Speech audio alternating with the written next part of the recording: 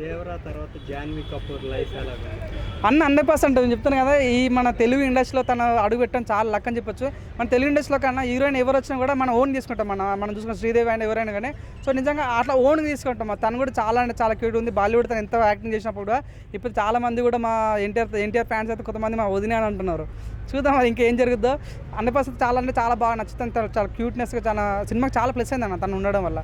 చాలా cuteness overload అయిపోయింది. సినిమాకి చాలా ప్లస్ అయ్యే ఛాన్స్ ఉంది అనుకుంటున్నాను. రీ రిలీజ్ బిజినెస్ మీరు అవునంటే కదా, కొంతవరకు ఓకే అన్న. కానీ పాపం నాకు చూసిన ఏంటంటే కొంచెం చిన్న సినిమాలు కూడా కష్టం ఉన్న ఫీలింగ్ కలిగింది. ఇప్పుడు పెద్ద వాళ్ళంటే ఓకే, ఎందుకంటే బర్త్డేకు రిలీజ్ చేయడం అంటే ఓకే. కానీ కొన్ని సినిమా అయితే వారాన్ని ఉంచుతున్నారు. ఒక 2 days అంటే ఓకే రిలీజ్. కానీ కొత్త సినిమాలు వస్తుంటాయి కదా, పాపం వాళ్ళని కూడా ఎంకరేజ్ చేస్తే బాగుండే ఫీలింగ్ వచ్చింది. మన పరాక్రమం సినిమా వచ్చింది నిన్న ఈరోజు.